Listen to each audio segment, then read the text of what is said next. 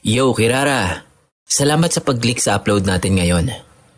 Bago natin simulan, paki-like mo naman ang video. Na-like mo na? Maraming salamat. Simulan na natin.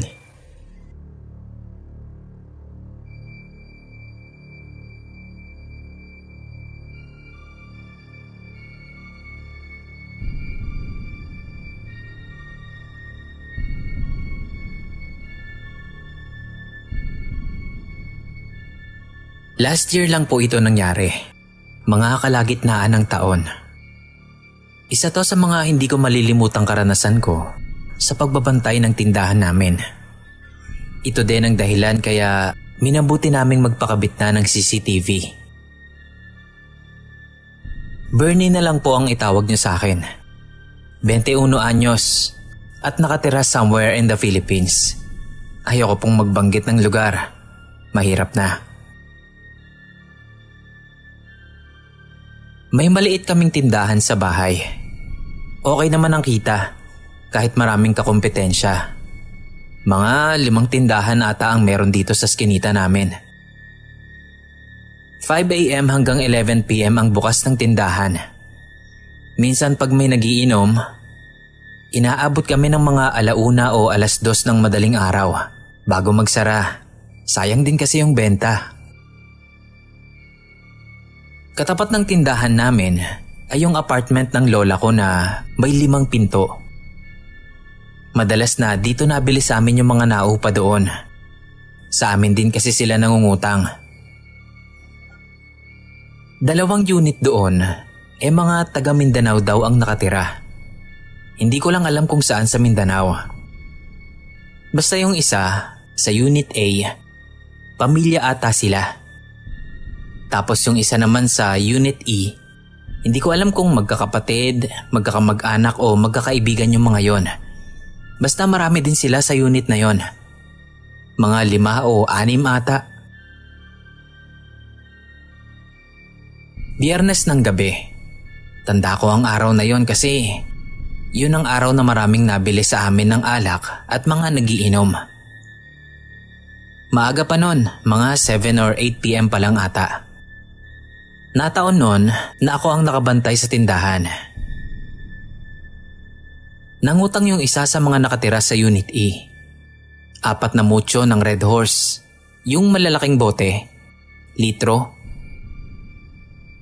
Tapos mani, dilata at chichirya para pulutan. Tawagin na lang natin siyang Buddy. Yun kasi yung nadidinig kong tawagan nila eh. So edi pagkakuha ng mga inutang, umalis na. Tapos nagsimula na ang session nila. Marami sila nun sa bahay eh. Malamang may bisita. May mga babae din. Mga 9:30 PM. Napansin ko na malakas na ang boses nila Buddy at nung mga kainuman nila. Dinig ko kasi kahit nasa loob sila nagiinom, nakabukas naman ang pinto nila. Hindi ko din naman naiintindihan yung salita nila, kaya hinahayaan ko lang. Baka kako intense na kwentuhan lang ba? Hanggang sa maya-maya, nagsisigawan na sila. So napasilip ako, kasi parang hindi na normal yung nangyayari. Saktong pagsilip ko, mga nakatayo na sila. Nasa labas na at nagtutulakan. Yung isang babae, nakayakap kay Buddy. Pero hinihila siya ng isang lalaki. Itinulak ng isang kainuman si Buddy na malamang taga Mindanao din. Kasi iba din yung salita niya eh. Pagkatapos ay inundayan siya ng suntok. Sapul sa mukha si Buddy. Bagsak. Tatayo pa sana siya para gumante. Kaso sumubsob siya sa semento. Hilo pa siguro dahil sa suntok. At sa kalasingan na rin. Hindi naman na nasundan yung aksyon. Kasi yung ibang kainuman nila parang umaawat na lang. Pagkatapos nun, umalis na yung nanuntok kay Buddy at yung mga kasama nito. Naiwan silang magkakasama sa bahay. Inilalayan nila si Buddy at ipinasok na sa bahay. Kumpulan din yung mga marites sa harap ng tindahan namin Alerto ko kasi maraming malilikot ang kamay sa lugar namin. Baka masalisihan ako. Narinig ko sa mga marites na yon na yung isang babae pala doon jowa nung isang kainuman nila. Tapos pinopormahan daw ni Buddy. Hindi ata alam ni Buddy na may jowa na. Hindi ko sure. Basta something ganyan. Tapos ayun nga, doon pa nagkabistuhan sa inuman session nila. Hindi naman nagtagal, nagsialisan na ang mga utaw. Humupa na ang tensyon, kaya naupo na rin ako. 12 a.m. Antok na ako nito. Actually, gusto ko nang magsara, kaso may mga nagiinom pa sayang benta. Sila Buddy, mga nakatambay pa sa harap ng bahay nila. Naririnig ko pa silang nag-uusap ng mga kasama niya. Habang nagsiselfone ako, napasulyap ako sa labas. Nakita kong dumaan yung mga kainuman nila kanina. Parang mga nagmamadali pa. Napansin ko rin na biglang tumahimik yung kwentuhan nila Buddy. Tapos, nakarinig na lang ako bigla ng 3 magkakasunod na putok ng baril. Nagulat ako kaya napatayo agad ako nun. Pagsilip ko sa labas, nakita kong nakabulagta na si Buddy sa daan, pati yung isa nilang kasama sa bahay. Tapos yung mga kainuman nila kanina, mga nagmamadali nang umalis. Sumisigaw na ng tulong yung iba nilang mga kasama sa bahay. At syempre pa, naglabasan na naman yung mga marites na nakabuti naman dahil sila na yung tumawag ng ambulansya at mga taga-barangay. Kagulo nun sa eskinita namin. Pero ako, hindi ko alam kung gaano ko katagal na nakatulala nun dahil nabigla talaga ako. First time kong makasaksi ng ganong tagpo.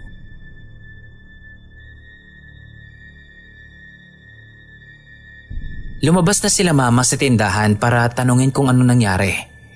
Pero hindi talaga ako nakasagot nung time na yon. Nanginginig pa yung mga kamay ko sa pagkabigla. Nagsara na din agad kami noon. Baka kasi bumalik pa yung namaril, madamay pa kami. Napakalma din naman ako nila mama. Nung gabi na yon, sama-sama kaming natulog sa sala. Kinabukasan, may mga pumuntang pulis para mag-imbestiga. Ipinasara na din yung eskinita namin buong maghapon. Nagtanong-tanong sa mga kabahayan, pati na rin sa amin syempre. Pero hindi ako lumabas. Natatakot ako Hindi ko sure kung nahuli yung mga namaril. Ang sigurado ko lang, patay si Buddy. Yung isa pang nabaril nabuhay naman. Mahigit 1 taon din atang hindi pinaupahan ng lola ko yung Unit E. Pinalinisan niya yon, pinarenovate at pinabless sa pare. Hindi na rin bumalik ang alinman sa mga nakatira sa unit na yon. Yung mga naiwang gamit, ibinenta ni lola.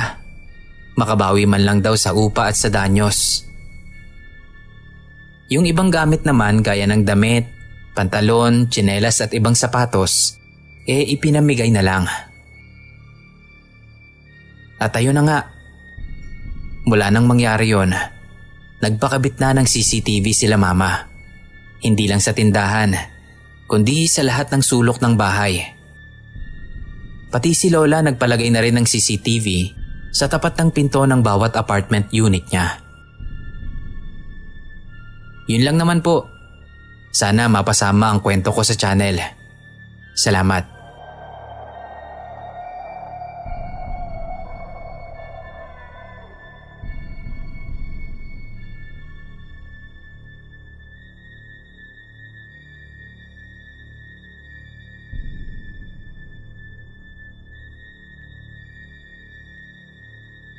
Hello Sir Kira. Gusto ko din po sanang mag-share. Kaya lang, hindi po ito kwentong multo. Sana mapansin. 2015. Active raketera po ako.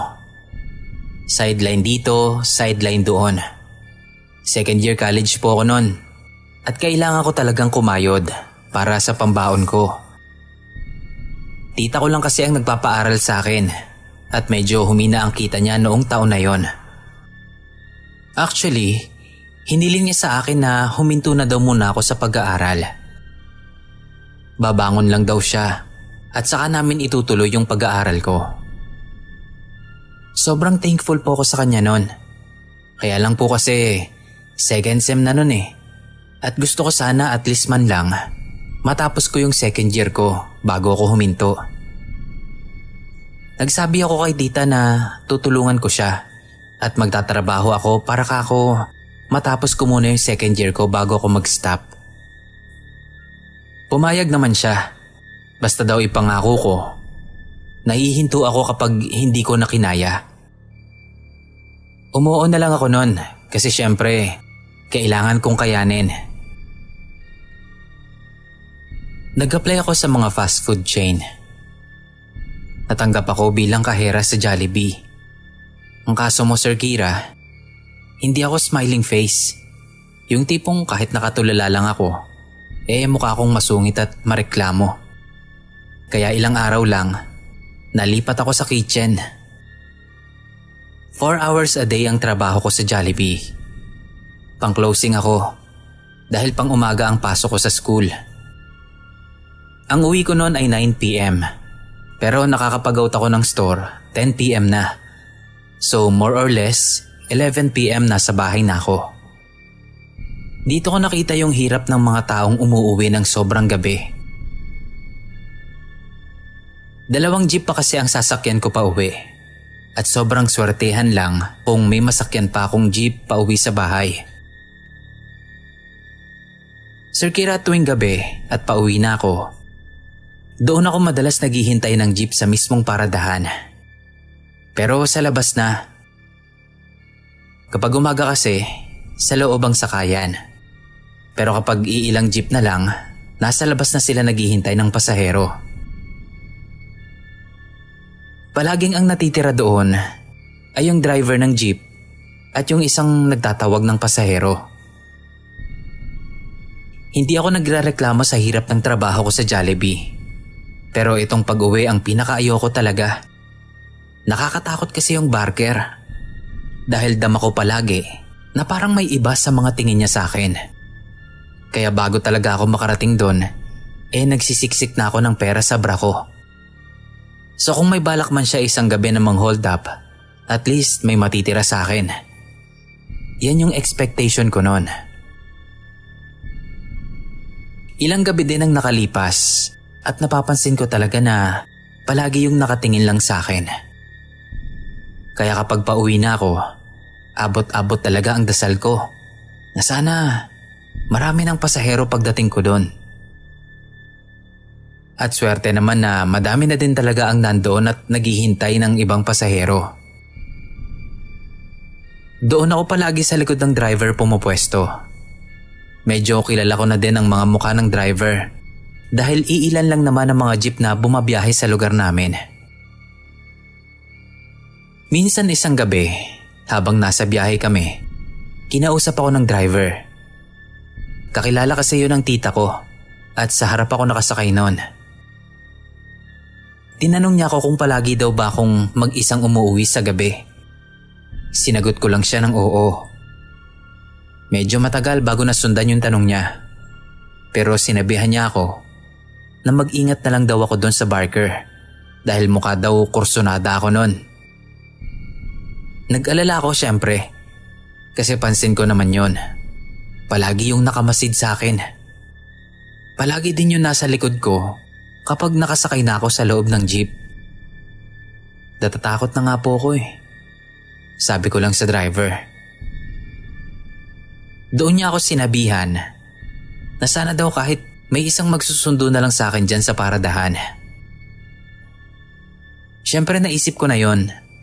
Kaya lang nung mga panahon na yon, wala kaming ibang kasama ni tita bukod kay na lolo at lola.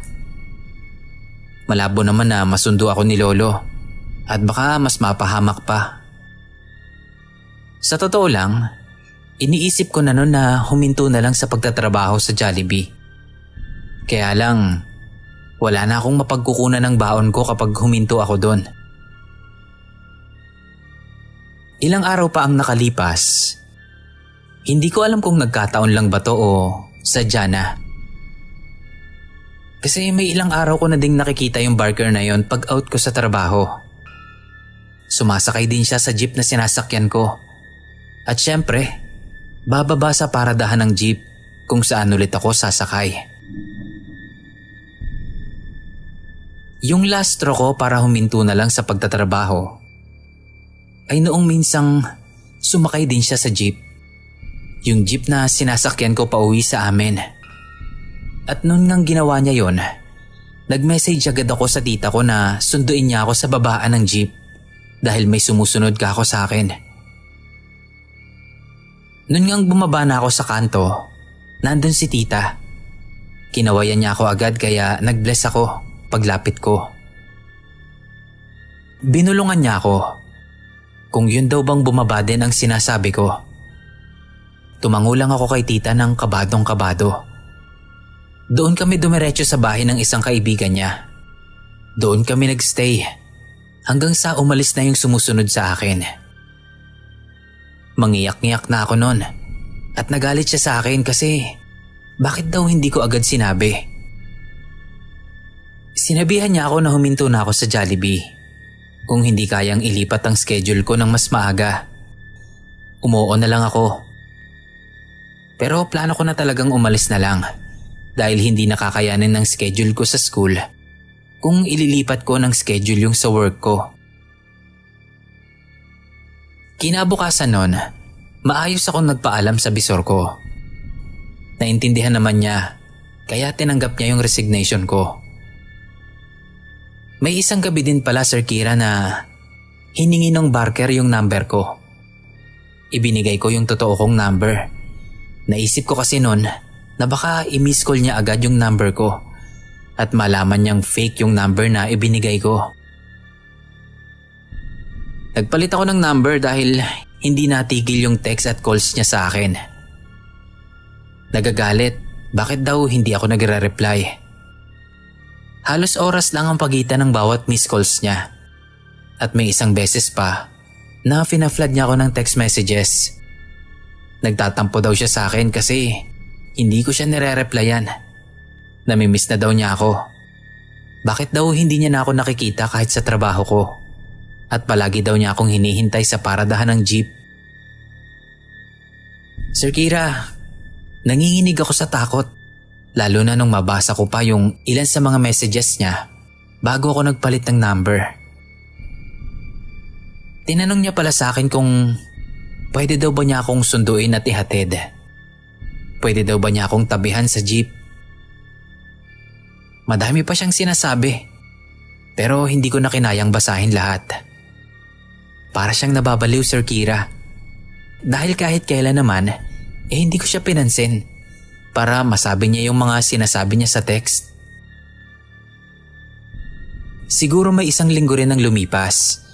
Binalitaan kami ng tita ko nung kakilala naming driver na pinaghahanap na daw ng pulis yung barker.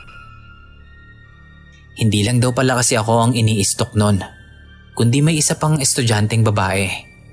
At ang masama pa, talagang tinatabihan pa ng barker yung babae sa jeep. Talaga daw maiisip ng ibang tao na magkakilala sila. Kung wala nga daw nakakita na hinatak yung babae sa madilim na kanto, malamang na may masamang nangyari sa kanya. Kinilabutan na lang ako sa takot nung madinig ko yon. Dahil kung hindi siguro ako tumigil sa trabaho ko, malamang isa ako sa mga nahatak ng taong yon sa dilim.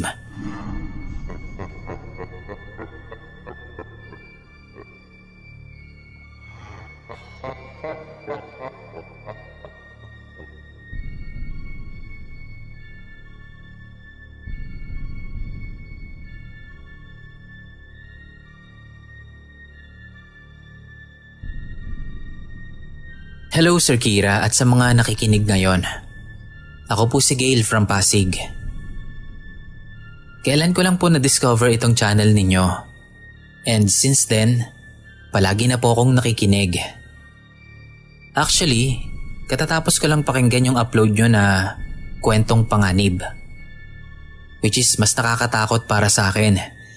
Dahil mas nakakatakot naman talaga ang mga kayang gawin ng mga buhay kaysa sa mga nilalang na hindi tayo sure kung nag-i-exist ba talaga.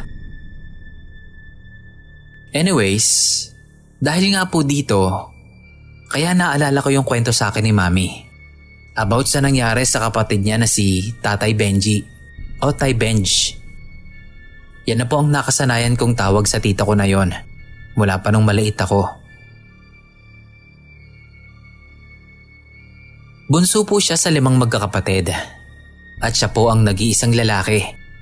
Kaya naman po mahal na mahal siya ng mga ate niya. Bata pa lang daw po sila, overprotective na po si Tay Benj sa mga ate niya. Pag may nangaasar o may nangaaway sa kanilang ibang bata, kahit pabiro lang, aawayin niya rin. Hanggang sa magsilaki sila, ay ganun po si Tatay Benji. Lagi siyang to the rescue sa magkakapatid. Kapag may nangaaway o nambabastos sa mga ate niya, talagang binabalikan niya. Hindi naman po sa pagbubuhat ng bangko. Pero magaganda po kasi silang magkakapatid. Kaya palaging may nangungursunada.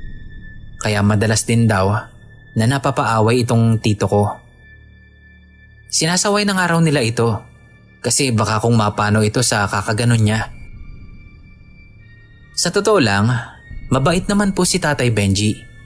Marami po siyang kaibigan at marami ring nakakakilala sa kanya dahil magaling daw po talagang makisama sa tao. Pero pagdating sa mga ate niya, talagang itataya niya ang lahat. Yang ganyang katangian po ni Tay Benji ang muntik nang maging mitya ng buhay niya. Kasi dahil nga sa pagiging overprotective niya sa mga ate niya, marami siyang nakakaaway ng mga ex-jowa at manliligaw nila mama at mga tita ko. Yung ibang manliligaw nga daw nila na kilala si tito, talagang kinakaibigan pa siya bago dumiretso sa magkakapatid. Hanggang sa mangyari na nga daw po itong araw na hinding-hindi nila makakalimutan. Meron pong manliligaw si mama no na sobrang kulit. Ilang beses niya na raw na binasted yon, pero kulit pa rin ang kulit sa kanya. Hindi niya daw sinasabi kay Tay Benj kasi member daw ng gang yung manliligaw niya na yon at alam niyang ikakapahamak ng kapatid niya kapag sinabi pa niya. Nung una daw, natitiis pa ni mama ang mga ginagawa nitong pangungulit sa kanya. Hindi na lang niya pinapansin, baka sakaling mapagod at sumuko na lang din. Pero talagang masigasig daw po itong si Dulong. Yan na lang po ang itawag natin sa makulit na manliligaw ni mama. Maliit na lalaki daw po kasi yon. Tapos malaki ang mata, kaya Dulong ang tawag niya. So yun nga, hanggang sa dumating daw po sa point na parang nagiging extreme na yung mga ginagawa ni Dulong kay mama. Minsan daw po na ginabi si mama ng uwi dahil may ginagawa silang project ng mga kaklase niya. Kaya nung time na yon, madalas na ginagabi ng uwi si mama. Habang naglalakad si mami papunta sa sakay ng tricycle pa uwi, nakita niya si Dulong sa isang kanto at parang may hinihintay. Binaliwala niya lang at nagpatuloy lang sa paglalakad. Noon daw pong panahon na nag-aaral pa sila mami, doon daw po sa daan papunta sa terminal ng tricycle, madilim doon sa kabilang side ng kalsada paggabi. Dahil yung isang side lang daw po ang may poste ng ilaw. Nung time na makita niya si Dulong, nandoon daw po ito sa madilim na side. Si mami, sa side ng may street lights. Kasi nandoon din yung terminal.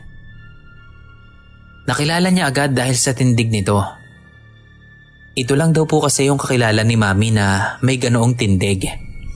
Tipong straight body tapos nakabali yung leeg.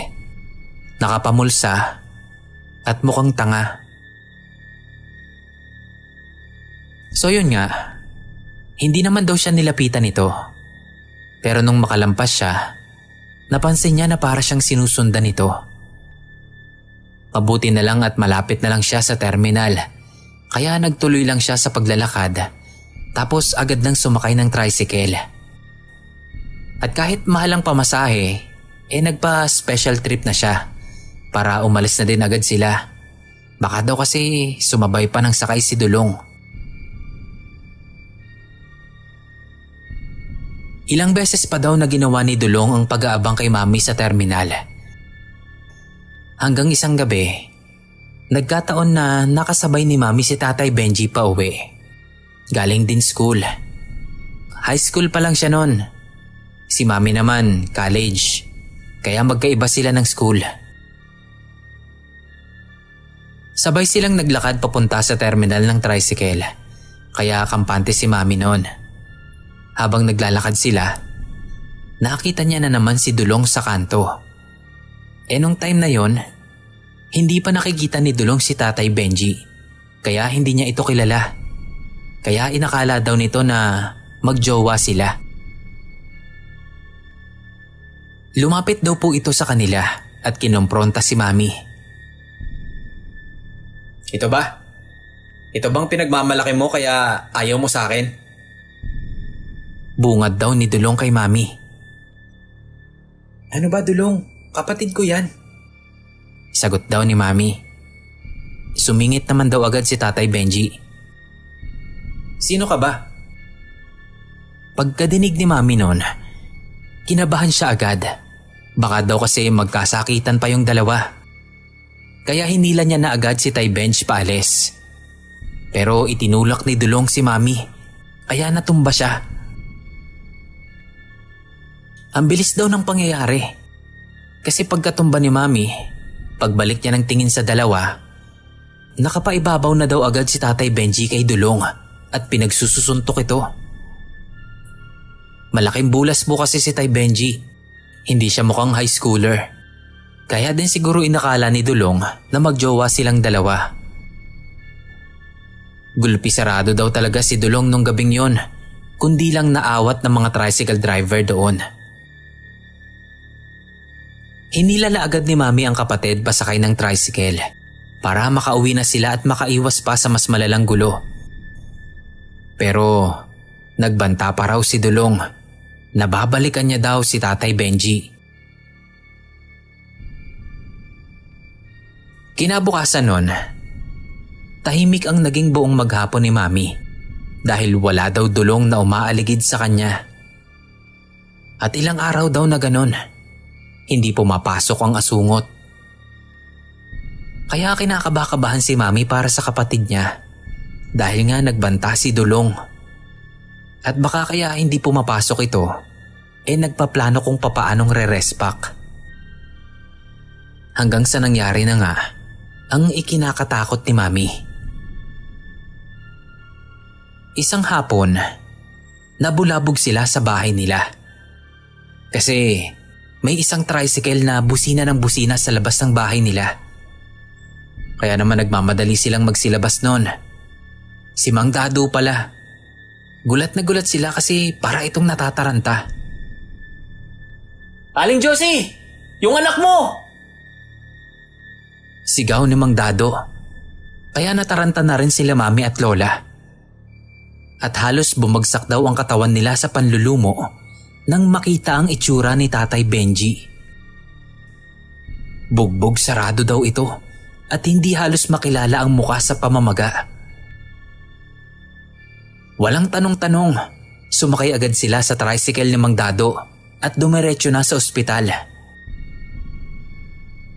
Habang nasa biyahe, nagkwento si Mang Dado. Sabi niya, napadaan daw siya sa school nila Tatay Benji. Tapos nadaanan niya yung mga nagkakagulong mga estudyante, kaya nilapitan niya. At ayun, nakita nga niyang pinagtutulungang gulpihin ng isang grupo ng mga binata si Tatay Benji. Kaya agad na siyang umentra noon para umawat. Kasi wala na daw malay yung tito ko, pero binabanatan pa rin nila. Yung ibang estudyante naman daw na nakapaligid, ni hindi man lang umaawat.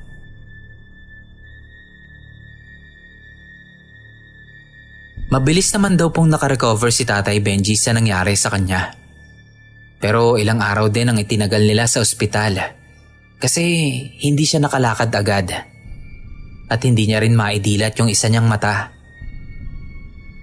Ilang buwan din daw po bago tuluyang gumaling si Tatay Benji. Pagkatapos po ng pangyayari na yon, ay pinahinto na muna sa pag-aaral si tito ko. At nung sumunod na school year, inilipat na siya ng school. Si Dulong, hindi na daw po nagpakita. Hindi na rin daw po pumapasok, sabi ni Mami. Pero ipinablatter na rin po nila just in case na maulit pa. Nito pong huli, bago namatay si Tatay Benji dahil sa sakit niya, may sinabi daw po ito kay Mami.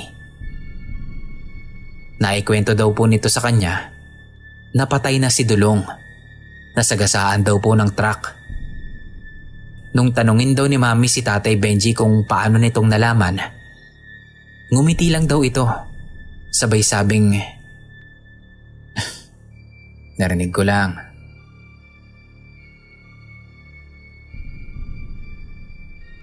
Dito ko na po tatapusin ang kwento ko, Sir Kira. Ikaw na pong bahalang mag-ayos dahil mukhang magulo ang pagkakakwento ko. Salamat po kung mapasama ito. Sana po mas madalas na ang upload sa channel nyo. Nakakabitin po kasi. Yun lang po. Thank you and God bless.